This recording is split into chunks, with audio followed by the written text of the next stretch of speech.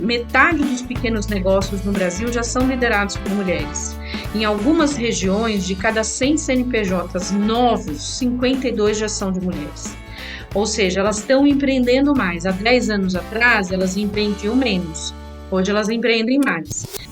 O nosso objetivo maior, máximo, é fazer com que as mulheres conquistem autonomia econômica. É muito cruel a opressão social e a construção social sobre as mulheres.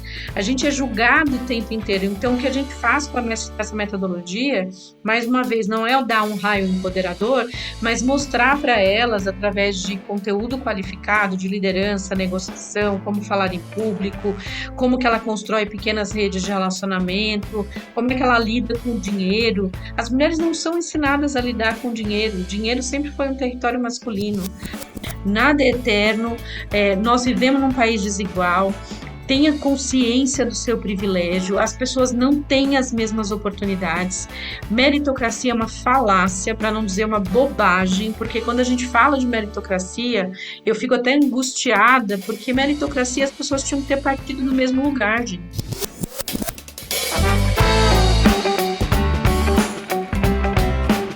Olá, muito bom dia, boa tarde, boa noite, sejam muito bem-vindas, sejam muito bem-vindos.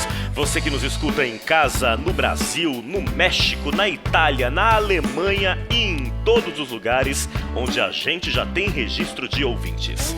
Este é o Diversitalk, o podcast da consultoria Mais Diversidade. A cada edição, nós vamos conversar com uma pessoa de destaque na agenda de diversidade e inclusão, sempre trazendo novidades e atualizações. Eu sou o Ricardo Salles. E eu sou o João Torres, e a nossa convidada de hoje é a Ana Fontes, empreendedora social, fundadora da RME, Rede Mulher Empreendedora, e do Instituto RME, pesquisadora de gênero e especialista em empreendedorismo feminino. Ela é delegada líder do W20, que é um grupo de engajamento do G20, e foi eleita também uma das mulheres mais poderosas do Brasil pela Forbes, e também uma das top voices do LinkedIn.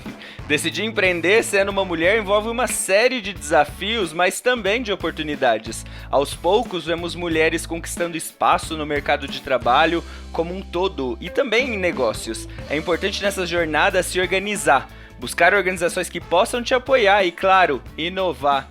Hoje nós vamos falar com a Ana Fontes, que vai nos contar um pouco sobre o universo do empreendedorismo feminino e um pouquinho sobre os seus projetos. Ana, seja muito bem-vinda. João, Ricardo, um prazer estar aqui com vocês nesse bate-papo. Adoro bate-papos, acho que é muito legal, a gente consegue realmente chegar a mais gente e falar mais sobre o tema que é tão importante, tão fundamental, que é a diversidade e inclusão. Antes de falar de diversidade, eu queria contar um pouquinho, assim, dos projetos, dos trabalhos que a gente faz na rede. Por favor. Eu sou empreendedora há 13 anos, mas já fui executiva do ambiente corporativo, trabalhei durante quase 20 anos em grandes empresas e comecei a empreender em 2008. Né, quando o empreendedorismo não era algo como a gente está falando hoje, né? Não era tão pop, tão bacana, tão assim glamouroso como as pessoas falam hoje. E aí comecei meu primeiro negócio, cometi várias falhas, né? Vários erros. Eu acho super bacana a gente falar de erros, porque as pessoas só falam de coisas boas e não falam das coisas que elas fizeram de errado. Então, eu acho também importante. E eu comecei a Rede Mulher Empreendedora em 2010. Na verdade, a rede começou como um movimento, alguma coisa que eu fazia para ajudar outras mulheres que, como eu, estavam empreendendo e não se identificavam no ambiente onde a gente estava. Muitas vezes eu estava em ambientes, em eventos de empreendedorismo, só tinha eu e uma outra mulher e poucas mulheres sendo representadas. Então, eu criei a rede exatamente para ajudar essas mulheres que, como eu, também estavam nessa jornada, para poder a gente se juntar, se unir e começar a pensar em coisas juntos. Isso em 2010. Eu brinco que a gente abriu também floresta com facão, com machado, né? Foi abrindo caminho, porque a gente falava de mulher e de empreendedorismo, as pessoas achavam que eu era meio maluca. Mas de lá para cá muita coisa aconteceu, a rede tem 10 anos, esse ano a gente deve chegar a mais ou menos 750 mil mulheres no Brasil inteiro. A partir do primeiro trimestre do ano que vem, a gente deve chegar a cerca de 1 milhão de empreendedoras. A gente ajuda essas mulheres através de conteúdo, informação, qualificação, eventos, aceleração de negócio, mentoria, tudo que é possível para ajudá-las. E do outro lado, nosso objetivo maior, máximo, é fazer com que as mulheres conquistem autonomia econômica, que a gente entendeu a importância da autonomia econômica para as mulheres como um fator, inclusive, para que elas consigam sair de círculos de violência e de situações difíceis. Então, assim, em linha muito geral, assim, dando uma visão bem rapidinha do que é o nosso trabalho, isso é o que é a rede hoje. Não, e vamos explorar mais essa linha. Você falou assim, Ana, você fez a brincadeira de quando eu cheguei eu fui desbravar, eu lembrei daquela piada. Quando a Ana chegou era tudo mato. Né? Só que dizer isso dá a impressão que a gente está falando de 40 anos atrás, né? E não é, a gente está falando de 10 anos atrás. Eu acho tão importante destacar isso para aquela nossa ouvinte, aquele nosso ouvinte mais jovem, que muitas vezes pode estar frustrado porque a gente está vivendo um tempo difícil no país e pode achar que a gente está caminhando só para trás. Na verdade, nos últimos anos, nos últimos 10, 20 anos, a gente caminhou bastante também, né, Ana? Quais são as principais diferenças entre empreender lá 10 anos atrás, em 2010 e hoje, 2021. Muito bacana, Ricardo. Eu também gosto de falar muito sobre essa questão das mudanças e também falar que, em termos históricos, 10 anos não é nada, né? Assim, quando eu me sinto, às vezes, uma pessoa velha, né? Velha não no sentido de idade, mas de tempo inteiro nessa estrada. Mas são 10 anos, é um tempo muito curto para você fazer transformações. O que mudou de lá para cá, falando especificamente da questão de gênero? Claro que a gente tem todas as interseccionalidades, mas falando da questão de gênero, quando eu entrei nesse universo, primeiro não se falava de gênero, né? Não se falava de mulheres, não se falava de diversidade. Era muito assim, muito de vez em quando alguém comentava. Então, acho que um benefício que a gente teve hoje é tornar o tema mais conhecido. Eu acho que é importante a gente falar. Né? Porque quando você falava lá atrás, as pessoas achavam estranho, hoje as pessoas já ficam atentas, né? Então criou uma certa consciência. Esse é um primeiro passo. O segundo passo, que eu acho que é fundamental, é você ter pequenas mudanças. Eu adoraria que elas fossem gigantes, blockbuster, arrebenta quarteirão, que a gente tivesse conseguido mudar muitas coisas. Mas eu acho que as pequenas mudanças, elas também são importantes. Então, hoje no Brasil, nós temos metade dos pequenos negócios no Brasil já são liderados por mulheres.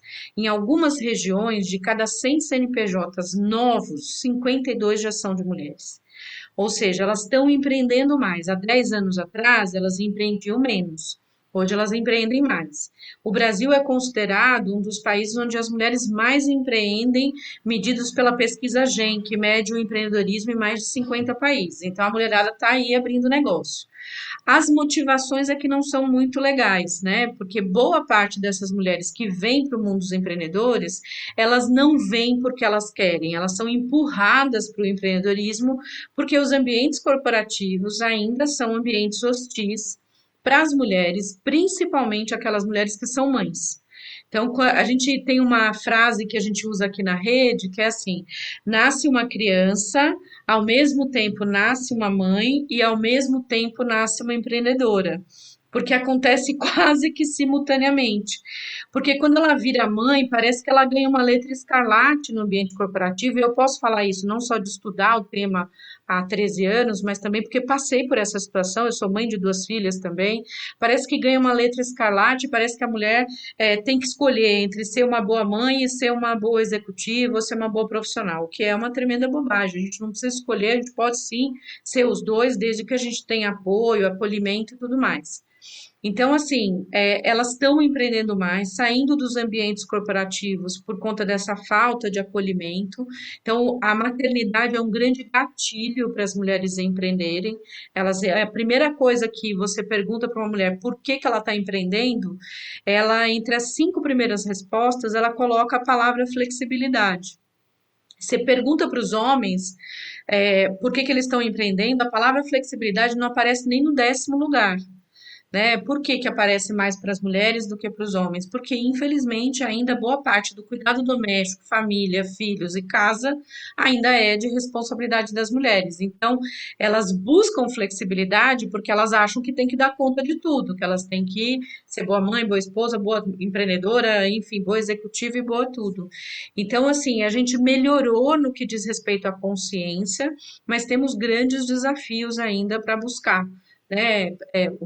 Hoje, você olhar para o ambiente corporativo e você vê, principalmente agora, você ainda vê situações de mulheres sendo demitidas porque voltaram da licença maternidade, né? O que é algo completamente inconcebível. Mas a gente tem evolução, né? Não, e acontece tanto, desculpa te interromper, mas eu lembrei de um dado da FGV que mostra que até 50% das mulheres são demitidas no intervalo de 2 anos após o retorno da licença. E aí eu te interrompi aqui porque eu acho que é importante contextualizar para quem está nos escutando que não é um caso ou outro. A gente está falando de muitas mulheres e você está trazendo algo, Ana, que eu me lembrei aqui, João, do episódio com a Adriana Barbosa, da Feira Preta. Eu convido quem está nos escutando a ir lá ouvir mais uma vez, que é o empreendedorismo do perrengue também, né, Ana? Sim. São as pessoas que, por falta de outras alternativas, recorrem ali a ter um negócio próprio. Você é fundadora da Rede Mulher Empreendedora. Conta um pouquinho mais pra gente o que é a rede, como ela atua e quem está nos escutando pode contar com o apoio da rede de que modo? Cara, é super bacana, assim. A rede, como eu falei, tem 10 anos, nós temos quase 750 mil mulheres. Como é que a gente atua? A gente tem um site, que é uma plataforma, qualquer pessoa pode entrar. Aliás, tem uma curiosidade: 5% são homens, né? A rede chama Rede Mulher Empreendedora, mas a gente nunca foi assim, homens não podem entrar. Podem entrar em todos os nossos canais, em todos os nossos eventos, em todas as nossas ações. Isso é novidade para mim, eu não sabia, legal. É muito legal. No começo da rede, há 10 anos atrás, quando a gente começou a fazer os eventos, era muito engraçado. Apareciam alguns companheiros, né, de mulheres que ficavam do lado de fora do evento. E aí começaram a acessar, entender, ouvir as palestras. Depois começaram a aparecer outros homens empreendedores. E eles perguntavam assim: a gente pode participar? A gente falou: claro que pode. Em todas as nossas comunicações, em todas as nossas ações, a gente escreve: homens são bem-vindos. Aqui nós trabalhamos a favor das mulheres empreendedoras, a favor do empreendedorismo, da geração de renda e da autonomia econômica, mas nós não somos excludentes. A gente é uma rede inclusiva, então a gente não tem absolutamente problema nenhum de que homens façam parte. Como é que a gente atua para as mulheres? O que que a gente oferece? Desde conteúdo qualificado em multiplataformas, no site, nas redes sociais, em todos os nossos canais. Então, a gente tem um conteúdo super qualificado, atualizado sempre. A gente tem programas de capacitação que a gente faz, assim, Brasil inteiro. A gente tem um programa que se chama Ela Pode, que é um programa que a gente está em 1.500 municípios do Brasil inteiro. E assim, a gente faz treinamento até março do ano de 2020. A gente fazia tudo presencial. Em 2019, a gente fez 1.100 turmas presenciais no Brasil inteiro.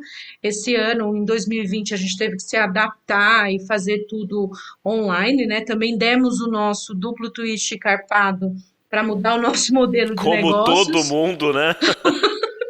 Exatamente, tivemos que repensar.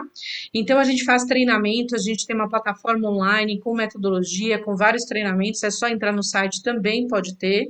A gente tem mentoria durante os meses de 2020, os meses de maio e até outubro agora, nós atendemos 25 mil mulheres e homens em mentorias coletivas e individuais.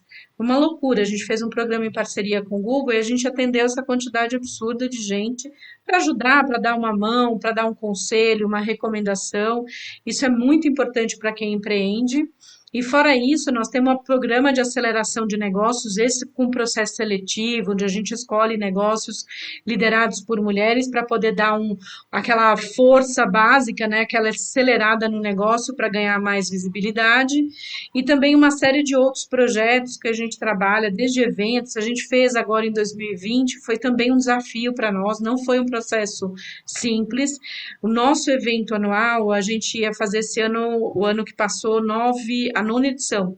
O presencial sempre tivemos 5.500 participantes aqui em São Paulo. A gente teve esse ano 100 mil inscritos no nosso evento de 2 dias, 100 mil pessoas se inscreveram Uau! num evento de 2 dias, assim, foi uma loucura. E a gente entendeu que a pandemia tem um lado muito negativo, na verdade só tem lado negativo, mas ela expôs algumas coisas. Como a gente conseguiu trazer algumas coisas para online, a gente deu acesso a pessoas que não teriam acesso. Então, isso foi muito importante para nós. Esse ano que passou, o ano de 2020, a gente fez as maiores captações de recursos da rede, porque nós somos a Rede Uma Empresa e o Instituto da Rede Mulher Empreendedora, que é uma outra organização que faz parte do mesmo grupo, onde a gente trabalha no Instituto Mulheres em Vulnerabilidade Social e na rede todos os tipos de negócio. Então, é bem importante porque fazer parte é muito fundamental para as mulheres. É importante para qualquer empreendedor, mas mulher, a gente quer olhar para a cara uma da outra, quer falar, quer trocar ideia, quer ver o que está dando certo, o que não está dando certo, e a gente se ajuda demais. É legal você tocar nesse assunto, Ana, porque além de ter fundado a rede, você também criou o Instituto Rede Mulher Empreendedora, que tem como objetivo capacitar mulheres em situação de vulnerabilidade. Quando você começou, qual foi o gap que você percebeu e que te fez focar especificamente nessas mulheres em situação de vulnerabilidade? E ainda nesse aspecto, quais foram as principais habilidades que vocês precisaram ajudar essas mulheres em situação de vulnerabilidade a desenvolver? Nossa, muito bacana, João. Assim, eu tinha a ideia do Instituto há bastante tempo, eu fiquei acalentando essa ideia por 4 anos. Não é fácil você montar, as pessoas acham que é simples montar uma organização, uma ONG, né, como as pessoas conhecem como ONG, mas juridicamente é uma organização da sociedade civil, e eu tinha muito essa vontade de trabalhar com mulheres em vulnerabilidade. Por que mulheres em vulnerabilidade? Porque dentro da questão de gênero, você tem as interseccionalidades, que é uma palavra difícil, mas nada mais é do que mostrar que você tem vulnerabilidades dentro das vulnerabilidades. As mulheres, em geral, né, têm todas as dificuldades e as faltas de oportunidade e os desafios e os obstáculos para superar, mas quando você vai abrindo a questão de mulheres e entendendo quem são essas mulheres, nós temos várias questões envolvidas.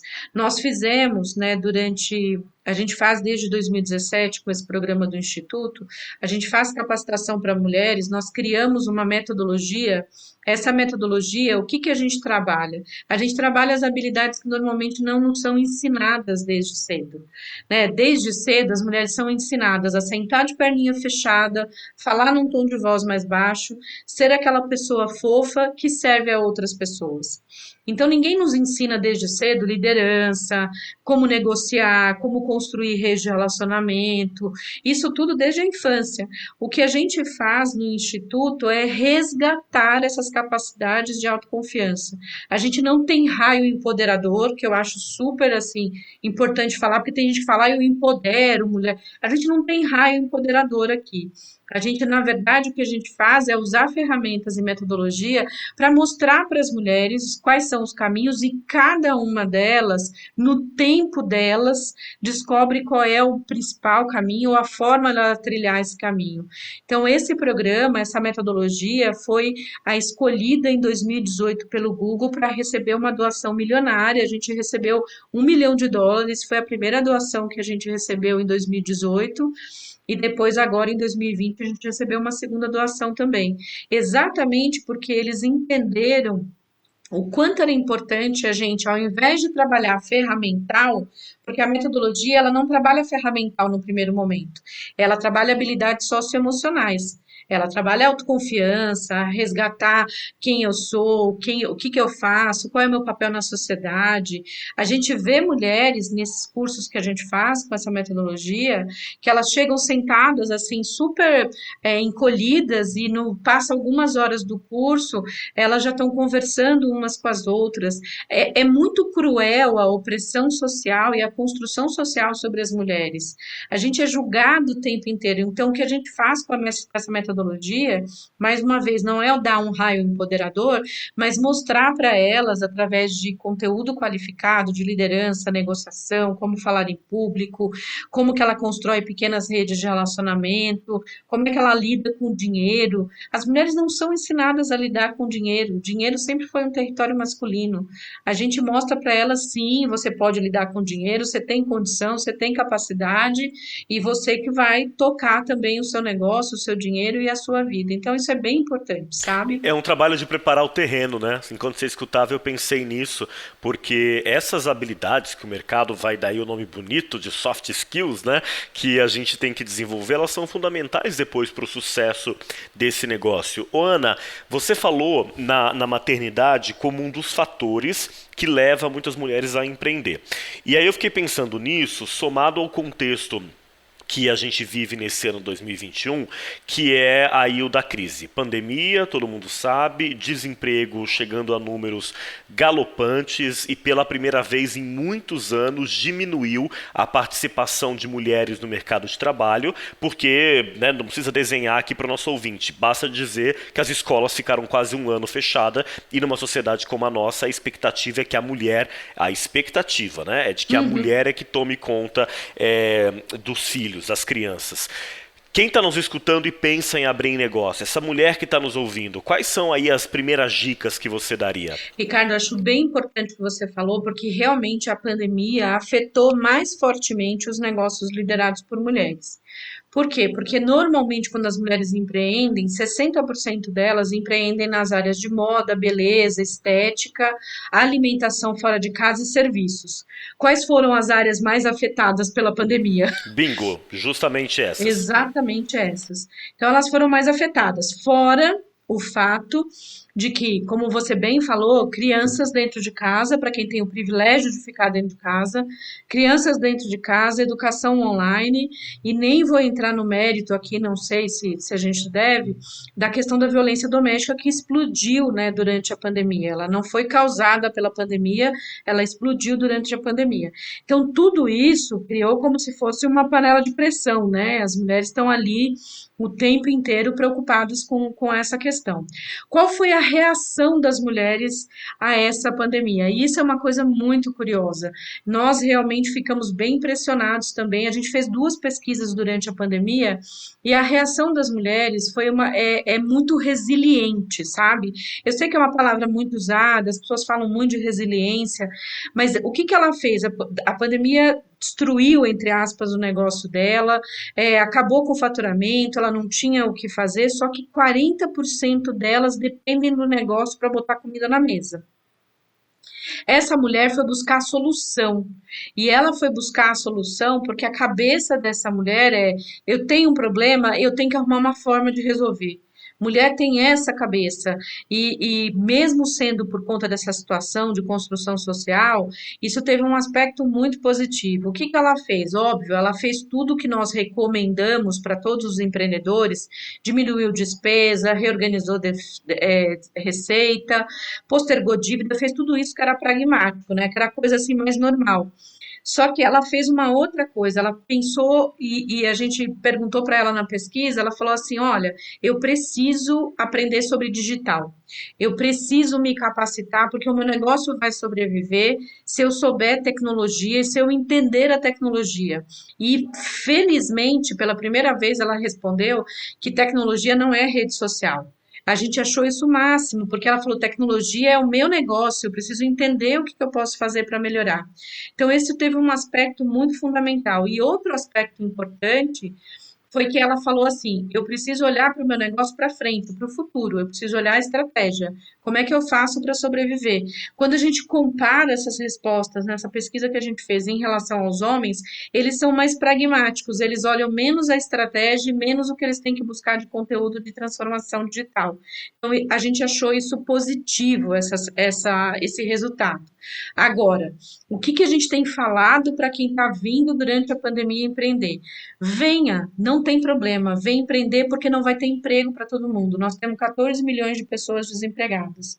Então, infelizmente, a gente gostando ou não gostando, eu não vou discutir política, a gente precisa ter espaço para as pessoas colocarem dinheiro e comida na mesa. O que a gente tem recomendado para todas as empreendedoras e empreendedores também, mas especialmente para as mulheres, se prepara para empreender. Se for possível, faz uma reserva financeira. Se não for, tudo bem, se organiza. É muito importante a gente falar isso sobre organização. A segunda coisa, autoconhecimento e autocuidado, né? Porque a gente tem a tendência de se jogar no mundo dos empreendedores e esquece o resto de tudo. Então, autoconhecimento e autocuidado são fundamentais. Começa pequeno, testa o que a gente chama no mundo dos empreendedores de MVP, que nada mais é do que um protótipo.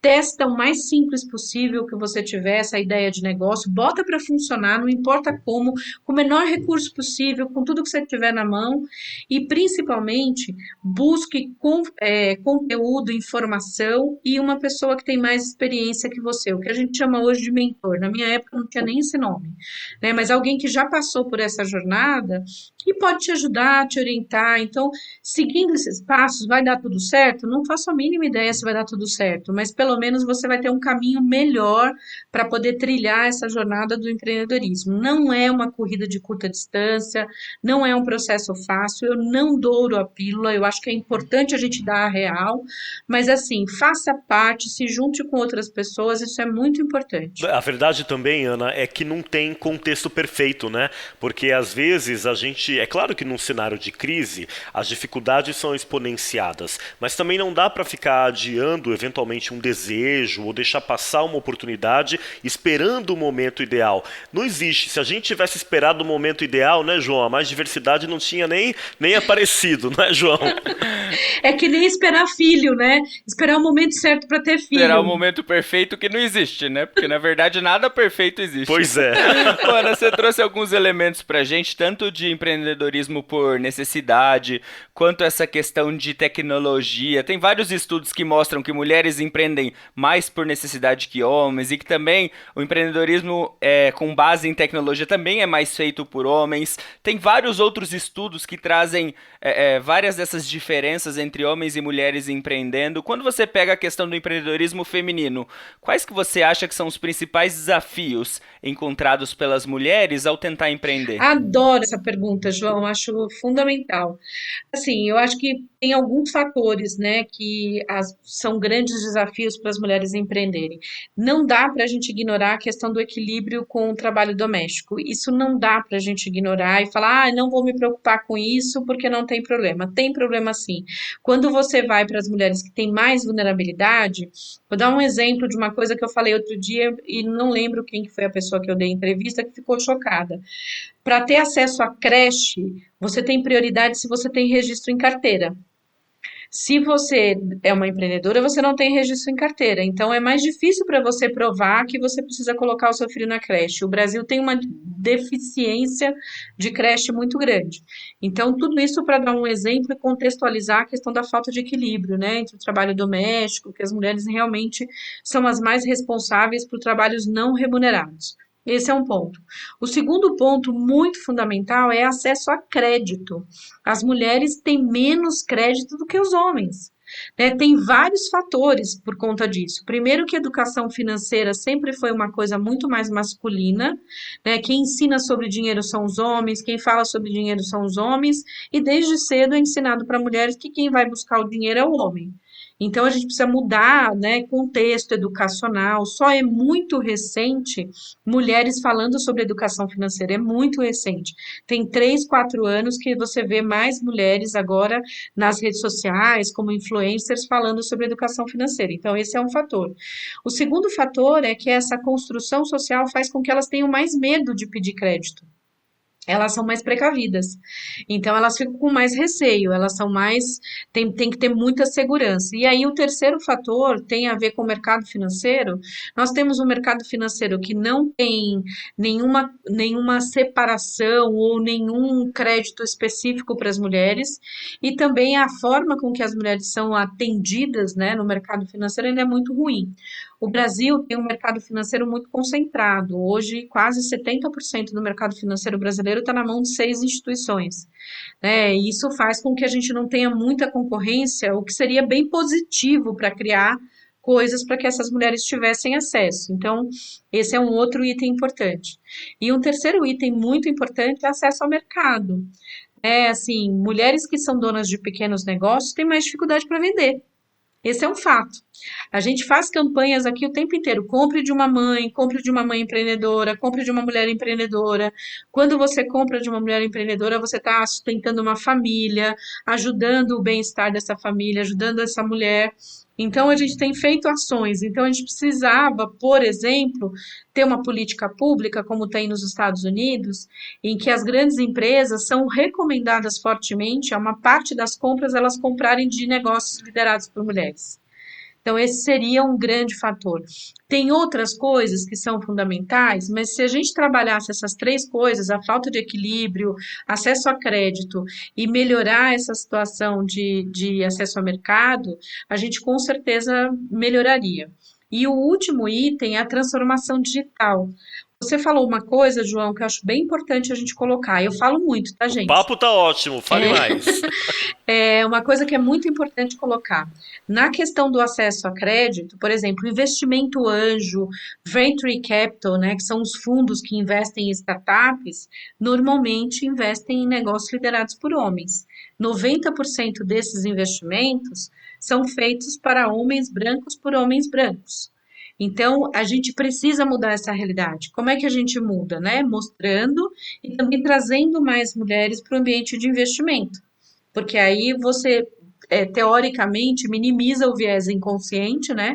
De que o homem branco, quando ele olha para o homem branco, ele tem uma visão mais amigável, e com isso a gente teria mais mulheres recebendo investimento. Se você olhar o número de startups unicórnio no Brasil, as 12, 13 que se transformaram em unicórnio nos últimos 2, 3 anos, olha quantas tem mulheres como co-founder, né? Você tem uma, que é o Nubank, que é a Cris Junqueira, que é a mais conhecida. Mas você olha para as outras, não tem cofundadores, então nós precisamos melhorar isso. Não é porque não tem mulher capaz, não é porque não tem mulher boa, e não é porque não tem startup boa, liderada por mulher, é que precisa dar oportunidade, esse é o ponto. Oportunidade é a palavra, né? Você traz tanta coisa interessante, Ana, que aí durante a fala a gente, eu vou pegar esse gancho. Aí depois você fala outra coisa, a gente fala, agora eu vou nesse, agora eu vou naquele outro. Porque cada elemento que você trouxe agora, a gente poderia destrinchar. Mas eu vou escolher um só aqui. Você falou sobre privilegiar fornecedoras. Ao longo do ano passado, de 2020, a gente na Mais Diversidade trabalhou com alguns dos nossos clientes em projetos de inclusão voltados à cadeia de valor. E aí, pelas razões mais variadas, a gente aposta que esse é um tema que vai crescer bastante nesse ano que a gente começa agora, 2021. Como é que uma empresa pode, então, incentivar o empreendedorismo feminino? Na prática, que dicas você daria para quem está nos escutando e trabalha com diversidade no meio corporativo e acha que essa é uma pauta importante também? Nossa, é um item super importante. A gente há 2 anos, Ricardo, 2 não, vai fazer 3 anos, a gente criou um programa na rede que chama RME Conecta. Porque as grandes empresas vinham para a gente e falavam assim, Ana, a gente quer comprar de mulher empreendedora, mas eu não consigo selecionar negócios de mulheres que sejam qualificados para vender para a nossa empresa. E aí, do outro lado, a gente ouvia as mulheres empreendedoras, eu quero vender para as grandes, só que as grandes são tão complicadas que eu não consigo vender para elas. O que a gente fez? A gente falou, vamos tentar juntar essas 2 pontas. Não está perfeito ainda, mas eu acho que é um caminho. O que a gente fez? A gente criou esse programa onde a gente seleciona através de edital, a gente seleciona empreendedoras que tenham negócios que possam ser produto, né, fornecidos para grandes empresas. Primeiro a gente seleciona, depois a gente capacita essas mulheres, a gente ensina sobre fluxo de caixa, como é que faz para vender para os grandes, quais são os processos de compras, quais são as documentações que elas têm que ter, ou seja, a gente capacita mesmo. Depois que capacita, a gente verifica se ela está com todas as informações em ordem. Está com as informações em ordem, ela é certificada pelo nosso programa, pelo RME Conecta. Está certificada, o que a gente faz? A gente chama as grandes empresas e faz rodadas de negócio para mostrar esses negócios liderados por mulheres. E aí a gente conecta as duas pontas. Por isso que a gente chama de RME Conecta. Puxa, então é sensacional. Só que o volume que a gente consegue fazer isso é muito pequeno. Porque isso tem um custo, né? Você selecionar, capacitar, estruturar, o volume é pequeno que a gente consegue. Hoje nós temos 30 empreendedoras que estão nesse programa e a gente quer crescer esse programa. O que que a gente recomenda para as grandes empresas? Venham participar desse programa, indiquem mulheres empreendedoras, não para poder vender para a sua grande empresa. A gente estava conversando outro dia com o diretor de compras da Johnson, que é um cara querido, que está desde o início no programa com a gente. Ele fala, Ana, eu quero o tempo inteiro a gente ajudando vocês na construção do programa, porque de verdade a gente quer ter mais mulheres qualificadas e capacitadas para vender para nossa organização. Compras inclusivas é fundamental. Então, esse é um caminho que a grande empresa pode adotar. Outro caminho que a grande empresa pode adotar é melhorar os processos internos dessa grande empresa. Um drama hoje para os pequenos é fluxo de caixa, porque aí você fornece para uma grande empresa, vamos supor, você tem uma empresa de brinde, já aconteceu isso com uma empresa nossa. Ela tem que comprar tudo antes, né, a matéria-prima produzir, e ela só vai receber 90 dias depois, né, que ela entregou esse produto. Para uma empresa grande, isso é normal, mas para uma empresa pequena, você quebra a empresa pequena. Então, o que a gente está orientando as grandes empresas é melhorem os seus processos, reorganize a sua estrutura interna, porque vender para um pequeno negócio não é a mesma coisa, ou melhor, comprar de um pequeno negócio não é a mesma coisa que você comprar de uma grande organização. Então, os dois lados precisam realmente se estruturar e se organizar para isso. E acho esse um ponto fundamental, Ricardo, e acho que, como você, eu acho que isso tende a crescer. Compras afirmativas tende a crescer, não só de mulheres, mas de pessoas negras, de todas as questões. Isso é super importante que você está falando, Ana. Esse é um dos temas que a gente estuda bastante aqui na Mais Diversidade. Muitas empresas fazem programas muito consistentes e legais para o público interno, mas quando elas começam a negociar com a cadeia de valor, sim, eu quero fazer uma compra inclusiva, mas o meu prazo de pagamento é 120, 180 dias. E daí como que o empreendedor, que é uma mulher, ou é uma mulher trans, ou é uma pessoa negra, que está ali no começo ali da sua fase de empreendedorismo, como que ele vai ter caixa para conseguir segurar meio ano para depois receber do pagamento? Então esse ponto é super importante que você colocou agora pra gente. Fundamental, João, porque se não pensa desse jeito, assim, aí você não está sendo inclusivo, né? Se você olha para a pequena empresa e fala assim, se vira, você quer fornecer para mim que sou gigantona, se organiza aí, mas não dá, porque às vezes o caixa quebra a empresa. Imagina uma empresa que vai ter que, sei lá, adiantar 100 mil, 150 mil reais em compras para depois receber em 90 dias. A gente já teve caso aqui na rede que a gente recomendou para a empreendedora não venda.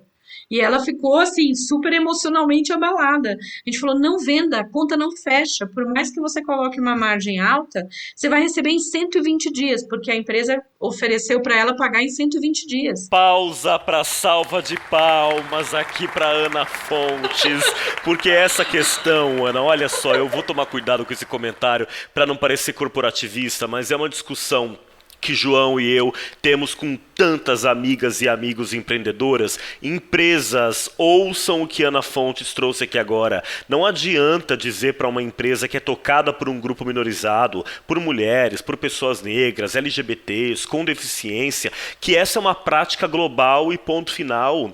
Não é ético pagar uma empresa fornecedora em 120 dias, não é moral isso, sobretudo se essa é uma organização, né, Ana, que levanta a bandeira da diversidade e aí tá pagando o fornecedor diverso em 4 meses e ouvintes aqui, acreditem, acontece muito mais do que a gente gostaria de ver no nosso dia a dia. Então foi só uma pausa para palmas aqui para Ana Fontes. Mas é exatamente isso. Eu fico angustiada, gente, quando eu vejo assim, e mais angustiada quando eu vejo a empreendedora falando assim, mas eu preciso. Eu falo, você precisa, mas você vai quebrar. Vamos organizar aqui, vamos tentar organizar. Então, é isso, Ricardo. A grande empresa não adianta só falar sobre diversidade. Diversidade é ali, no dia a dia, na prática, ajudando. Tenta fazer uma antecipação, faz antecipação de pagamento, melhora o seu processo interno. Olha com uma lupa esse pequeno empreendedor. Não adianta, né? Você colocar ele num bolo lá de fornecimento como se ele fosse uma grande organização.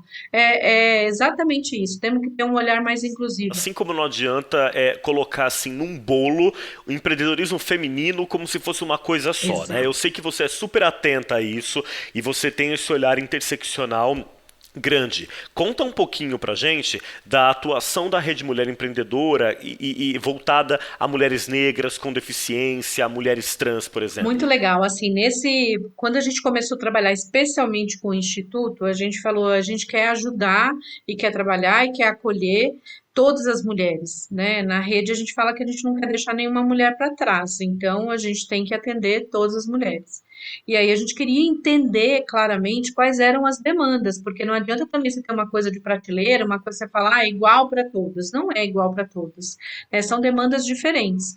E aí nós começamos a fazer um projeto em parceria com o Google, que a gente começou a buscar mulheres que estavam em situação mais vulnerável dentro da vulnerabilidade. Aí uma das primeiras turmas que a gente fez foi com mulheres trans. Só que o que a gente faz? A gente trabalha em parceria com organizações que são especializadas no público. Então, não adianta a gente querer saber tudo sobre todos os públicos. Então, quando a gente fez a primeira turma de mulheres trans, lá em janeiro de 2019, a gente fez em parceria com a Transempregos, da Maite Schneider e da Marcia Rocha, e a gente falou assim, a gente quer capacitar, mas a gente quer saber se a linguagem que a gente está fazendo é correta, se tudo que a gente está trabalhando, o conteúdo tem adequação, e nós fizemos toda uma adaptação, um ajuste em função da orientação da Márcia e da Maitê. Só que aí a gente tem um outro cuidado também, que muitas empresas olharam para a gente e falaram, puxa vida, mas que bacana que vocês têm esse cuidado.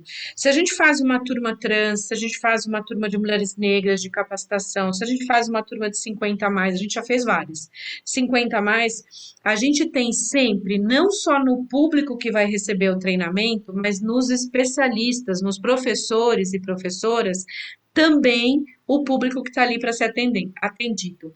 Então, na turma de mulheres trans, nós tínhamos metade das especialistas mulheres trans. Na turma de mulheres negras, boa parte das especialistas mulheres negras.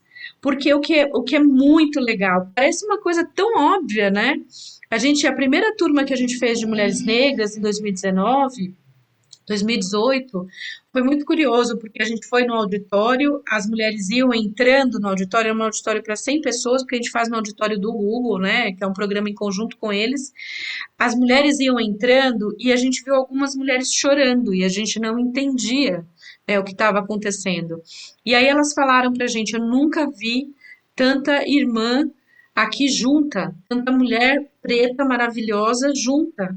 E assim, a gente se emocionou todo mundo, porque a gente falou assim, o que a gente quer é isso, que a gente olhe para os lados, se identifique, e aí elas ficaram alucinadas quando as professoras começaram a entrar e elas viram que eram professoras negras.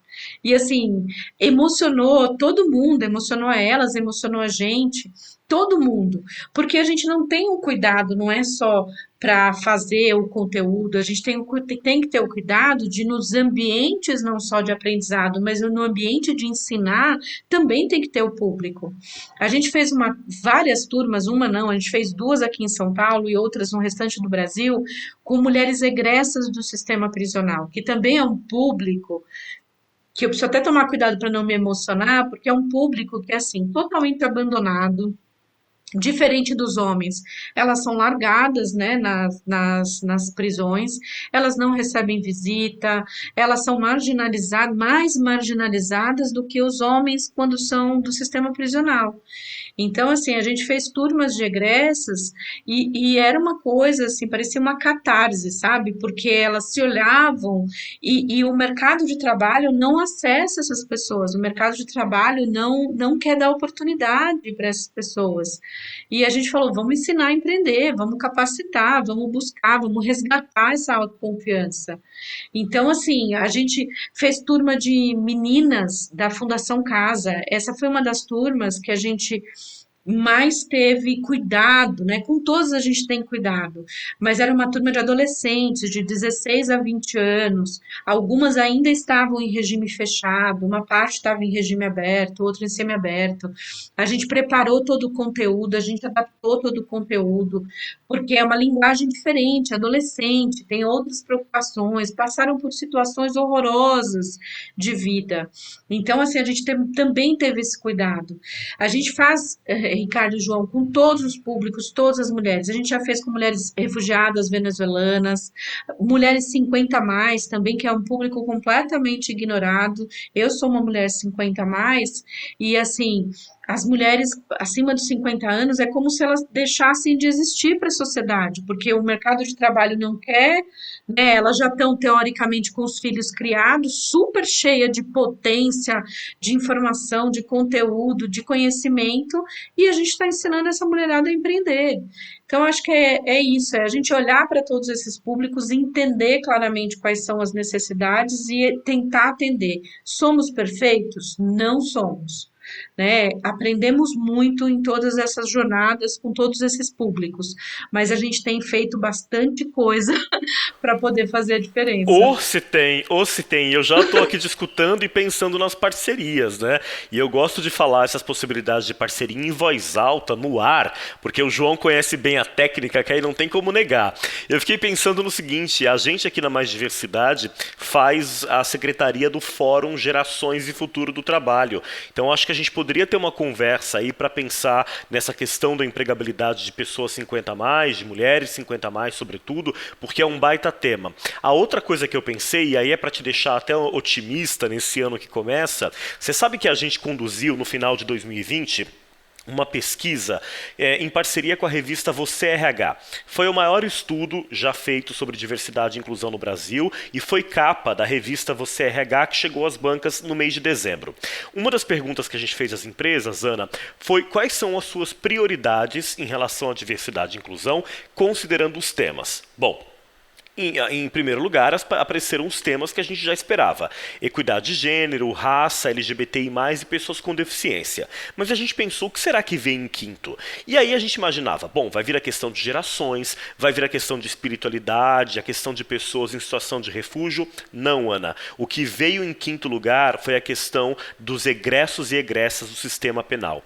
E a gente ficou tão feliz com isso, porque para nós na consultoria foi uma completa surpresa, ou seja, o tema, que é um tema que pode parecer distante, né? O Reinaldo, por exemplo, o Reinaldo Bulgarelli montou um fórum para discutir esse tema há alguns anos, mas uma dificuldade do meio empresarial se aproximar do assunto, parece que também chegou a hora dessa discussão. Que bom, né? Que delícia, Ricardo. Assim, melhor notícia, melhor informação ever, porque eu realmente acho que se a gente não der oportunidade, como é que a gente quer que as pessoas mudem se a gente não dá oportunidade? A gente precisa dar oportunidade, Perfeito. né? E as pessoas são passíveis de erros, né? Eu acho que faz parte a gente tentar ajudá-las e tentar recuperar. Eu acho que isso é muito importante. A gente tem uma das especialistas, a Renata Alves, ela é dona da Quebrada Produções. A Renata é de Paraisópolis, a Renata é ex-egressa, ela ficou 7 anos presa, né, por questões, infelizmente, muito difíceis, por situação de vida muito difícil, e a gente levou a Renata para falar tanto para as egressas quanto para as meninas da Fundação Casa. Foi assim, as meninas ficaram absolutamente chocadas com ela, o tanto que ela falou com clareza, com informação, o quanto foi importante ter gente que ajudasse a Renata, sabe? Eu acho que esse é o ponto. E acreditar no poder de transformação das pessoas, né, Ana? Eu sou uma pessoa que acredito muito no poder de transformação das pessoas. Apesar de elas estarem numa situação hoje, a gente pode e deve investir, porque ela pode chegar em lugares que a gente jamais imaginou. Essa foi uma das grandes lições que eu tirei da vida, viu, Ana? Eu queria fazer essa pergunta para você. De tudo que você já vivenciou até hoje, qual que foi a maior lição que você tirou da vida e que você pode deixar como uma dica para os nossos ouvintes? Nada é eterno, né? Eu tiro isso como lição porque é assim, eu sou uma mulher de origem negra, nordestina, que cresci na periferia de Diadema e nasci no sertão de Alagoas.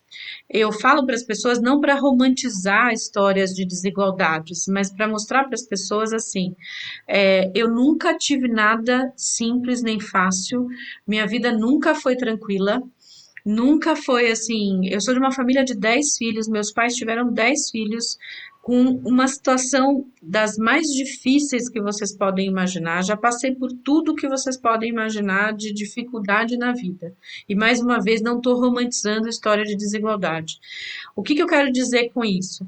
A gente precisa uns dos outros. A gente não pode achar que a gente vai viver bem se parte da população vive mal. A gente não pode achar que eu estou vivendo uma condição boa, dane-se o restante do nosso país. A gente vive no 7º país mais desigual do planeta. Eu não consigo dormir, pensar, mesmo sabendo que as minhas filhas estão bem, sabendo que tem milhões de filhas de outras pessoas que não têm oportunidade nem condições. Eu não queria ter passado por nada do que eu passei. Eu queria ter tido o mínimo de condições, o mínimo de dignidade para tocar minha vida e que meu pai, minha mãe e meus irmãos tivessem tido o mínimo de dignidade. Então, o que eu queria dizer, que eu gostaria de dizer para as pessoas, assim, nada é eterno, nós vivemos num país desigual, tenha consciência do seu privilégio, as pessoas não têm as mesmas oportunidades, meritocracia é uma falácia, para não dizer uma bobagem, porque quando a gente fala de meritocracia, eu fico até angustiada, porque meritocracia as pessoas tinham que ter partido do mesmo lugar, gente. Eu não parti do mesmo lugar, né? Todas as situações que eu tive na vida eu não parti do mesmo lugar. Então, quando a gente fala disso, a gente acaba machucando mais ainda a pessoa que já passou por uma situação de desigualdade. Então, eu acho que é essa consciência que a gente tem que ter.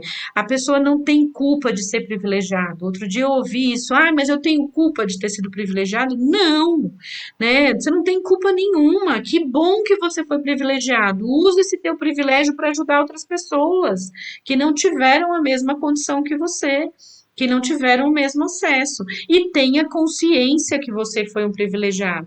Não seja um emocionadinho aí de redes sociais de falar que você é sensacional, sendo que você teve toda uma roda de privilégios para você ser sensacional. E quem não teve, não é porque não foi sensacional, é porque não teve acesso, nem oportunidade. Então, acho que esse é o ponto. A gente precisa falar disso o tempo inteiro. É triste que a gente tenha que falar, mas é necessário que a gente fale. Mas é tão bom ouvir de você, privilégio não é sobre culpa, é sobre responsabilidade, né? É ter essa consciência que você trouxe e a partir desse lugar promover as diferenças na sociedade. Você faz isso como poucas pessoas, Ana. Para a gente finalizar, o que pode ser feito para a gente ter mais diversidade nas organizações? Ação. Para mim, a única coisa que as pessoas têm que fazer é ação. Eu acho que consciência todo mundo já tem, informação todo mundo já sabe que o nosso país é desigual, todo mundo já sabe que a sociedade precisa mudar, todas as empresas já sabem. Então, para mim, é ação, é pegar a caneta, a direção da empresa. Eu já fui do lado corporativo, eu trabalhei minha vida inteira no mundo corporativo. E as coisas só mudam, cultura só muda, se a alta direção tiver consciência de que precisa mudar. Né? E as organizações terem consciência que tem um papel e uma responsabilidade na sociedade. Né? A pandemia expôs isso também, que as organizações têm que ter essa consciência do papel de responsabilidade social. Não é assim, o governo tem que fazer, a sociedade tem que fazer. Quem é a sociedade? Sou eu, somos vocês, as organizações, todo mundo. Então, todo mundo tem que assumir o seu papel. Eu acho que é isso. O que falta hoje, Ricardo e João, é a ação. O que eu recomendaria para as pessoas hoje é a ação. E aí eu reforço um ponto que eu acho fundamental. Quando a gente fala de diversidade, a gente fala de justiça social, e só por justiça social todos nós já deveríamos fazer. Mas a gente fala também de economia e de inovação, como vocês falam disso também bastante. A gente fala de economia e de inovação quando a gente está falando de diversidade. Se a gente quer ser um país bom, um país do futuro, um país justo, né, a gente tem que falar dessas questões e tem que botar para fazer. Tem que pegar a caneta, sabe? Vamos mudar, vamos botar mais gente negra, vamos botar mais mulheres, vamos fazer agir. Né? Acho que fazer propaganda falando que é uma empresa diversa, né? Não precisa. Vamos fazer de verdade, vamos fazer ação. Tá dado o recado e eu complementaria dizendo: alô empresas, o nome não é razão social à toa, né? Qual é a razão social da sua empresa? Importante a gente ter isso em atenção. Ô Ana, que episódio inspirador. Obrigado por estar aqui com a gente, muito obrigado pelo convite. Enquanto você falava, eu já recebi um WhatsApp do João que dizia assim, ela tem que voltar, porque ela merece pelo menos 2 episódios. Não é isso, João? Eu confirmo, vamos gravar um segundo.